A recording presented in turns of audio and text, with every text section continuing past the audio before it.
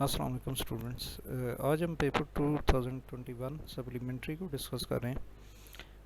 इसमें क्वेश्चन 6 देखें कि write a VB6 program to design a 3x3 board for a number game. Each cell of the board should be filled up with unique number 1 to up to 9. Your program should receive 9 numbers from the user. The program should not accept the input if the number is repeated. मतलब ये कि हमने एक 3x3 two dimensional अरे declare करनी है और उसमें हमने ये करना है भाई 1 से लेकर ना 9 तक नंबर हमने एंटर करने हैं। लेकिन उसमें कंडीशन ये है भाई हम जो भी नंबर एंटर करें तो आपका जो प्रोग्राम है वो इस बात को चेक करे भाई ये नंबर जो है ये पहले रिपीट तो नहीं हो चुका। मिसाल के तौर पे हम अगर 3 एंटर करते हैं तो आप के प्रोग्राम को ये चीज़ चेक करनी चाहिए 3 को उधर अरे के एलिमेंट के अंदर स्टोर कराने से पहले कि कहीं 3 ऑलरेडी तो नहीं आ रहा। अब इसके आंसर देखें। प्राइवेट सब कमांड 1 क्लिक। अब इसमें यहाँ पे फर्स्ट लाइन पे तो डायमेंशन बोर्ड 2 टेम्प और उसके बाद एक्स एन एम ये मुख्तलिफ वेरिएबल्स हम डिक्लेयर कर रहे हैं और बोर्ड 2 के नाम से ना हमने यहाँ पे एक 3x3 अरे डिक्लेयर की है। ज़ाहिर है अरे की जो इंडेक्स है वो 0 से स्टार्ट होगी तो 0 to 2 जो है वो 3 रोज बन जाएंगी। इस तरीके से 0 to 2 3 कॉलम्स बन जाएंगे। अब यहाँ पे हम नेस्टेड लूप को यूज़ कर रहे हैं for row is equal to 0 to 2 और for col is equal to 0 to 2। क्योंकि 2 इंडेक्सेस यूज़ होती हैं 2 डायमेंशनल अरे में तो इसलिए हमने रो और कॉलम दोनों को एड्रेस करना होगा। अब यहाँ पे देखें if row is equal to 0 and col is equal to 0 then अच्छा यहाँ पे जो है जो लॉजिक यूज़ की गई है वो इस तरह है भाई ज़ाहिर है कि जो फर्स्ट एलिमेंट है जिसकी इंडेक्स 0 0 होगी यानी रो 0 और कॉलम 0 उससे पहले तो कोई एलिमेंट ही नहीं है तो डुप्लीकेट चेक करने का तो सवाल ही पैदा नहीं होता। लिहाजा इसको हम एक सिंपल तरीके से डील करेंगे जब इसके अंदर हम वैल्यू एंटर कर रहे होंगे। तो उसके लिए हमने इसलिए ना ये अलग से ये बात चेक कर ली है पहले भाई अगर ये फर्स्ट सेल हो ना तो उसमें विदाउट एनी फर्दर कंडीशन मतलब सिंपल तरीके से हम वैल्यू एंटर कर दें क्योंकि यहाँ तो डुप्लीकेट को चेक करने का कोई सेंस ही नहीं बन रहा ना। तो ठीक है यहाँ पे ये देखें board row call is equal to val input box और इंटर नंबर और उसके बाद इंटर नेक्स्ट नंबर और एंड रो और एंड कॉलम। तो ये एंड रो एंड कॉलम वगैरह यहाँ पे क्यों दिए हैं वो इसलिए कि साथ साथ हमें पता चलता रहे भाई किस रो और किस कॉलम के इंटरसेक्शन पे हम वैल्यू एंटर कर रहे हैं। नेक्स्ट लाइन पे ये देखें if board row col less than 1 और board row col greater than 9 then तो आपको याद होगा भी ऊपर क्वेश्चन में ये भी रिस्ट्रिक्शन लगाई गई थी कि वैल्यूज़ लाजमी तौर पे ना वो 1 और 9 के दरमियान होनी चाहिए। तो इसलिए ये चीज़ हम यहाँ पे चेक कर रहे हैं। तो अगर लेस देन 1 है या फिर वो 9 से अबव है तो फिर क्या होना चाहिए फिर एक मैसेज हमारे पास आना चाहिए एरर मैसेज कि value must be between 1 to 9 और उसके ट्राई अगेन और फिर एग्जिट सब इस प्रोग्राम को टर्मिनेट हो जाना चाहिए अदरवाइज़ फिर वो वैल्यू उसके अंदर इंटर हो जाएगी। अच्छा अब ये देखें कि अगर यहाँ पे एल्स है ये एल्स किसका है ये इस सेफ का है ना कि अगर रो 0 और कॉलम 0 नहीं होता यानी हमारे पास जो है ना ये पहला सेल नहीं है हम इससे आगे बढ़ चुके हैं तो नेक्स्ट हमारा रो 0 का जो है ना वो सेल मतलब कॉलम 1 है हमारे पास उस केस में क्या होगा एल्स हम क्या कर रहे हैं यहाँ पे कि एक टेम्परेरी वेरिएबल पहले ले रहे हैं। टेम्परेरी वेरिएबल के अंदर हम नई वैल्यू जो है यूज़र से लेंगे उसमें स्टोर करा देंगे। टेम्परेरी में क्यों ले रहे हैं वो वजह ये भाई हम पहले हमने ना ये बात भी चेक करनी है भाई कहीं ये वैल्यू रिपीट तो नहीं हो रही ऑलरेडी मौजूद तो नहीं है अरे के अंदर। तो इसलिए इसको डायरेक्ट हम जो हमारी बोर्ड नाम की एरे है ना उसके रो कॉलम में इंटर नहीं कर रहे, पहले टेम्परेरी वेरिएबल में हम स्टोर करा रहे हैं। तो temp is equal to val input box enter next number, temp variable में ये वैल्यू स्टोर हो जाएगी और यहाँ पे हम चेक कर रहे हैं, वही बात चेक कर रहे हैं कि ये जो वैल्यू यूज़र इंटर की है ये बिटवीन 1 एंड 9 है या नहीं है। तो अगर बिटवीन 1 एंड 9 नहीं होगी ना तो फिर तो ये मतलब यहाँ से एग्जिट कर जाएगा और प्रोग्राम टर्मिनेट हो जाएगा। अदरवाइज़ अगर ये 1 और 9 के सेट के दरमियान है तो फिर क्या होगा, फिर हम यहाँ पे ये कर रहे हैं कि जिस रो में अभी हम मौजूद हैं उस रो का जो नंबर है वो हम स्टोर करा रहे हैं, उस रो की इंडेक्स हम स्टोर एक्स में करा रहे हैं। इसका पर्पज़ हमारा ये है भाई जब डुप्लीकेट चेक कराने के लिए हम फार की एक लूप लगाएंगे तो उसको हम इस इंडेक्स तक चलाएंगे।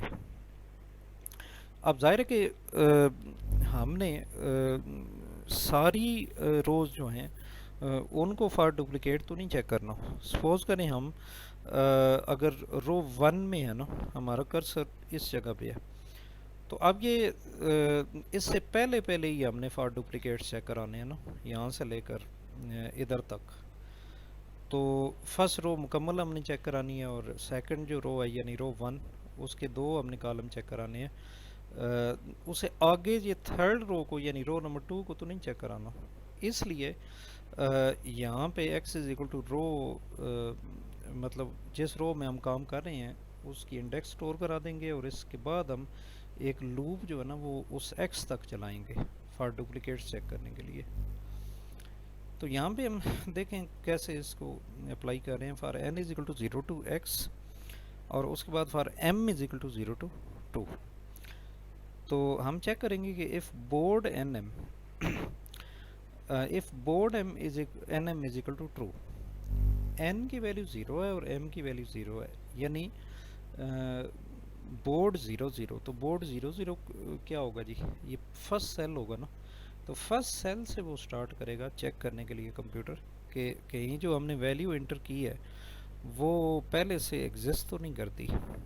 तो यहाँ पे चेक कर रहे हैं कि if board nm is equal to temp, then temp में ये याद रखें भाई वो वैल्यू हमने यूज़र से लेकर स्टोर कराई हुई है, वो नई वैल्यू जिसको असल में इंटर हमने करना है अरे के अंदर, लेकिन उसको टेम्परेरी वेरिएबल में स्टोर कराए हुए। पहले हम क्या कर रहे हैं, पहले उस वैल्यू को टेम्परेरी में स्टोर करा के चेक कर रहे हैं कि कहीं ये पहले से एग्जिस्ट तो नहीं करती।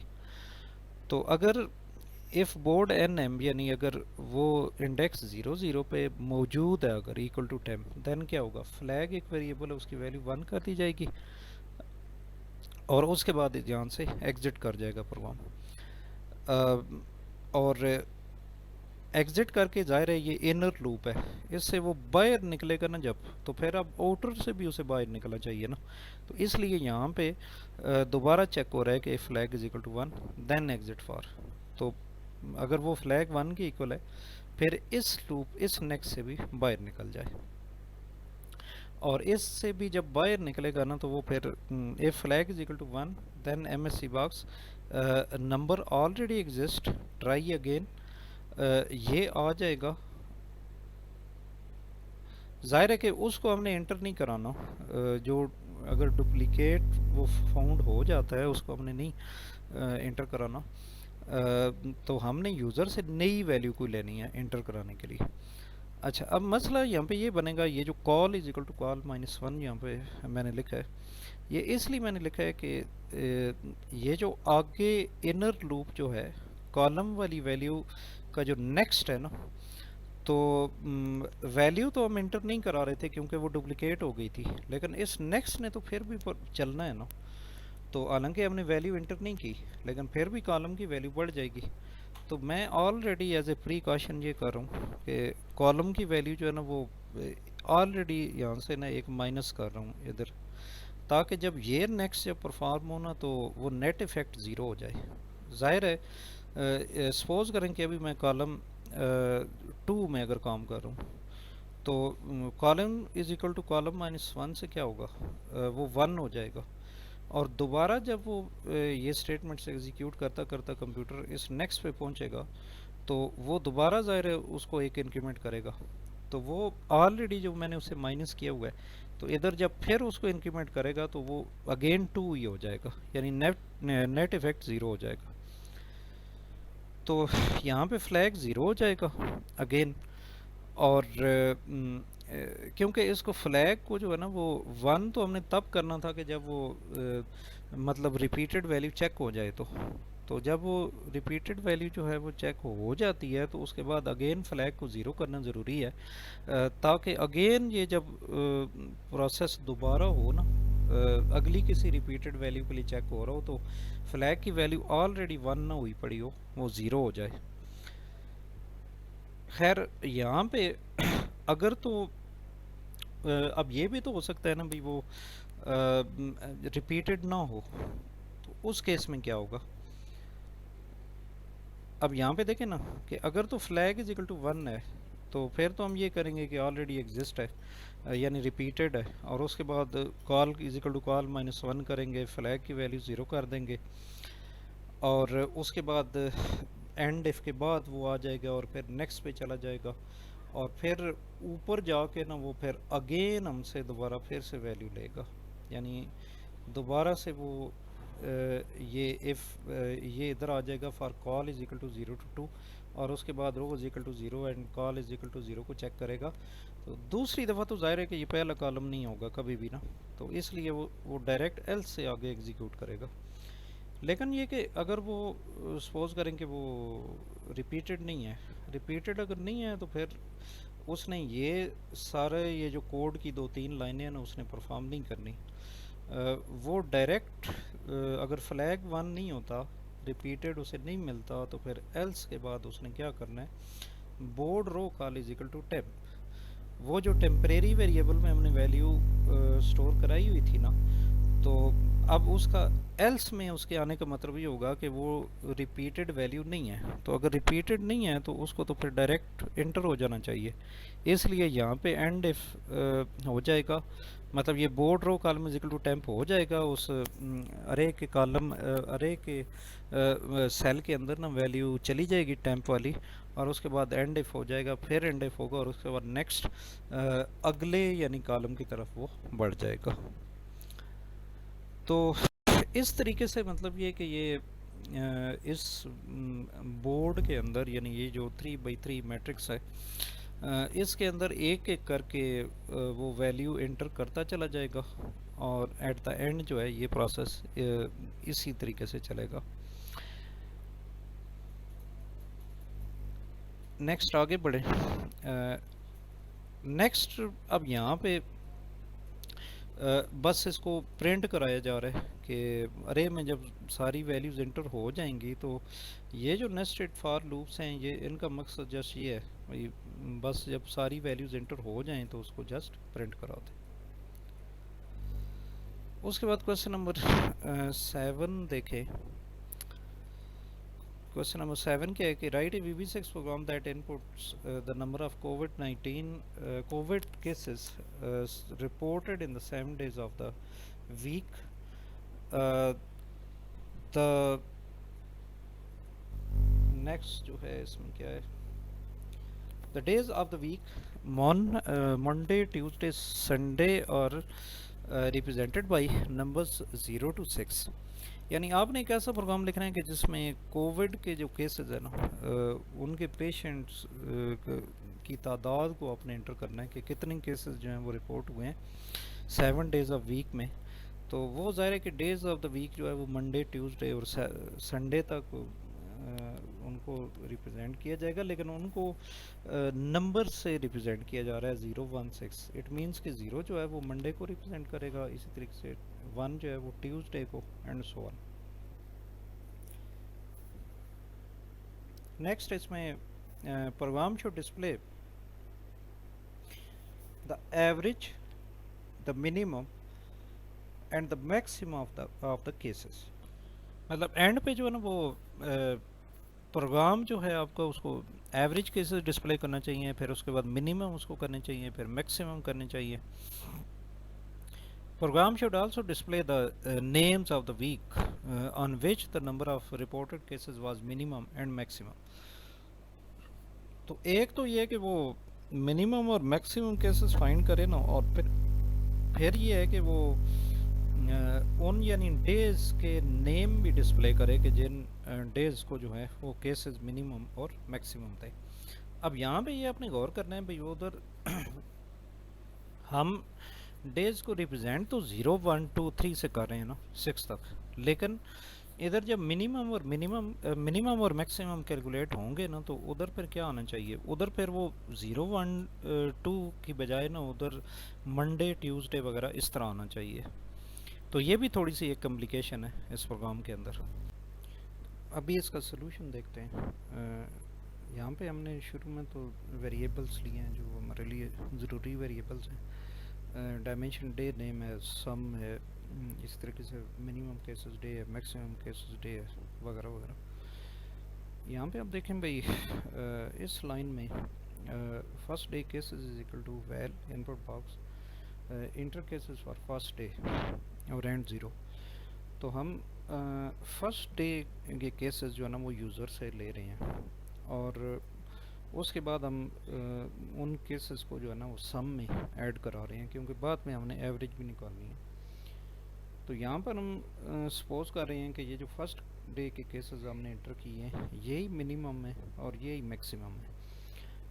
क्योंकि वो आपको पता है कि मिनिमम और मैक्सिमम कैलकुलेट करने के लिए वो जो एक कॉमन किस्म का एल्गोरिथम या तरीक़ाकार हम यूज़ करते हैं कि हम फर्स्ट वैल्यू को मिनिमम या मैक्सिमम ट्रीट कर लेते हैं और उसके बाद बाकी वैल्यूज़ के साथ कंपेयर हम करते जाते हैं एक लूप की मदद से। तो अगर हमारी सपोज की गई मिनिमम वैल्यू से बाद में आने वाली वैल्यू जो है वो कम हो तो फिर हम उसको न्यू मिनिमम कर लेते हैं, और अगर मैक्सिमम फाइंड कर लें और बाकी वैल्यूज़ को जब हम चेक कराएंगे तो कोई और वैल्यू हमारे सपोज किए गए मैक्सिमम से बड़ी है तो फिर उसको न्यू मैक्सिमम तौर पे हम डिफ़ाइन कर लेते हैं। तो ये उसी तरीक़ेकार के मुताबिक हम कर रहे हैं। यहाँ पे मिनिमम और मैक्सिमम जो है ना वो शुरू में तो हम सपोज करें कि हमारी पहली वैल्यू है। यहाँ पे केसेस एक वेरिएबल है, उसमें भी हम फर्स्ट डे केसेस को एंटर कर रहे हैं। तो केसेस वेरिएबल जो है ना ये इन जनरल हम लूप के अंदर यूज़ करेंगे बाकी डेज़ की वैल्यूज़ को एंटर कराने के लिए। तो शुरू में इसमें भी हम फर्स्ट डे केसेस की वैल्यू एंटर कर रहे हैं। अब यहाँ पे देखें कि लूप हम स्टार्ट कर रहे हैं n is equal to 1 to 6। अब इस लूप को 1 to 6 इस वजह से चला रहे हैं क्योंकि एक फर्स्ट डे की वैल्यू तो हम अलग से ले चुके हैं, फर्स्ट डे के केसेस जो हैं वो लूप से बाहर हम ले चुके हैं। तो अब हमें 7 डे के लिए लूप नहीं चलानी बल्कि 6 डेज़ के लिए चलानी है। तो अब यहाँ पे देखें फ़ौरन ही इसके बाद हम डे 1 के केसेस की वैल्यू ले रहे हैं यूज़र से इनपुट बॉक्स की मदद से, और इसको भी हम सबसे पहले सम में ऐड करा रहे हैं। अच्छा, यहाँ पे हम चेक करेंगे कि ये जो अभी वैल्यू हमने एंटर की है केसेस की, क्या वो हमारे सपोज किए गए मिनिमम से कम है। तो अगर सपोज किए गए मिनिमम से वो कम है तो वो फिर न्यू मिनिमम बन जाएगा, यानी केसेस की वैल्यू वो मिनिमम केसेस में स्टोर हो जाएगी। और फिर उस दिन के की जो वैल्यू है मतलब 0 या 1 या जो भी है वो भी मिनिमम केसेस डे वेरिएबल के अंदर स्टोर हो जाएगी, क्योंकि इसी वैल्यू को जो है ना मिनिमम केस डे वैल्यू को ही हमने बाद में चेक करा के तो डे नेम का डिसाइड करना है भाई डे नेम क्या होना चाहिए। तो यहाँ पे एंड 4 है, और इसी तरह आगे फिर मैक्सिमम के लिए चेक किया जा रहा है कि अगर अभी जो वैल्यू एंटर की गई है यूज़र की तरफ से वो हमारे सपोज किए गए मैक्सिमम से बड़ी है तो फिर यहाँ पे max cases is equal to cases आ जाएगा, यानी ये वैल्यू जो है वो फिर हमारा न्यू मैक्सिमम बन जाएगा। और इन द सेम वे यहाँ पे फिर हम मैक्सिमम डे जो है उसकी वैल्यू मैक्स केसेस डे में स्टोर करा रहे हैं। उसके बाद नेक्स्ट हो जाएगा, तो ये लूप जो है ये थर्ड डे के लिए हमसे वैल्यू मांगेगी केसेस की। तो ये लूप इसी तरह एग्जीक्यूट होती रहेगी और इसमें से एट द एंड ये होगा कि रियल मिनिमम और मैक्सिमम केसेस की वैल्यू हमारे पास आ जाएंगी। अब इस लूप के बाद यहाँ पे हम क्या कर रहे हैं कि सिलेक्ट केस स्ट्रक्चर की मदद से हम मिनिमम केस डे का नेम हम फाइंड कर रहे हैं depending on the value of max case day variable. वो जो लूप के अंदर मैक्स केस डे वेरिएबल में ना हम वैल्यू स्टोर करते रहे हैं साथ साथ, तो उसको चेक करके तो हम उसके अकॉर्डिंग डे स्टोर करें। मिसाल के तौर पे अगर मिनिमम केसेस डे की वैल्यू ज़ीरो होती है तो फिर इसका मतलब ये होगा कि डे नेम मंडे आना चाहिए जी। वो मिनिमम केसेस डे नेम में स्टोर हो जाएगा। और इन केस अगर मिनिमम केस डे की वैल्यू 1 है तो फिर मिनिमम केसेस डे नेम जो है वो ट्यूसडे आ जाएगा। तो ये कंप्लीट सेलेक्ट केस स्ट्रक्चर है जिसकी मदद से मिनिमम केस डे का हम मालूम कर रहे हैं, उसका नेम मालूम कर रहे हैं। इसी तरीके से आगे मैक्स केसेस डे का नेम भी बिल्कुल इन द सेम वे मालूम करें, और एक अलग से सिलेक्ट केस स्ट्रक्चर हमने यूज़ किया उसके लिए। और इसके बाद फिर हम यहाँ पे ना सिंपली ये कर रहे हैं भाई एवरेज निकाल रहे हैं। वो जो लूप के अंदर हमारे पास सम कैलकुलेट होता गया ना, तो उसको सिंपली हम 7 से डिवाइड करके एवरेज कैलकुलेट कर रहे हैं। और उसके बाद ये नेक्स्ट जो 3 स्टेटमेंट्स हैं, ये तो सिंपल प्रिंट की स्टेटमेंट है आउटपुट लेने के लिए, यानी मिनिमम केसेस डे नेम हम प्रिंट करा रहे हैं और उसके बाद हम मैक्सिमम केसेस डे मालूम कर रहे हैं, और देन फिर हम एवरेज केसेस जो है उसको हम प्रिंट करा रहे हैं। उसके बाद क्वेश्चन 8 को देखें। क्वेश्चन 8 का जो ए पार्ट है, इसमें जो प्रोग्राम आपको कहा गया है, ये वाला प्रोग्राम जो है ना, ये तो आपकी जो आईटी सीरीज़ की विजुअल बेसिक की प्रोग्रामिंग की बुक है उसके अंदर दिए हुए। तो चैप्टर 4 में से अगर आप चेक करें तो वहाँ पे ये इसका सोल्यूशन दिया हुआ है। बाकी इसका जो बी पार्ट है, describe the use of label, text box, check box and list box, VB controls. तो ये भी थ्योरेटिकल ये क्वेश्चन है, और इसका सोल्यूशन आप जो है वो चैप्टर 1 के विजुअल बेसिक के जो नोट्स हैं उसके अंदर आपको मिल जाएगा। और या फिर आप बुक में से अगर आप देखना चाहें तो चैप्टर 8 के अंदर जो ये कंट्रोल्स हैं वहाँ से आप देख सकते हैं इनकी डिटेल्स।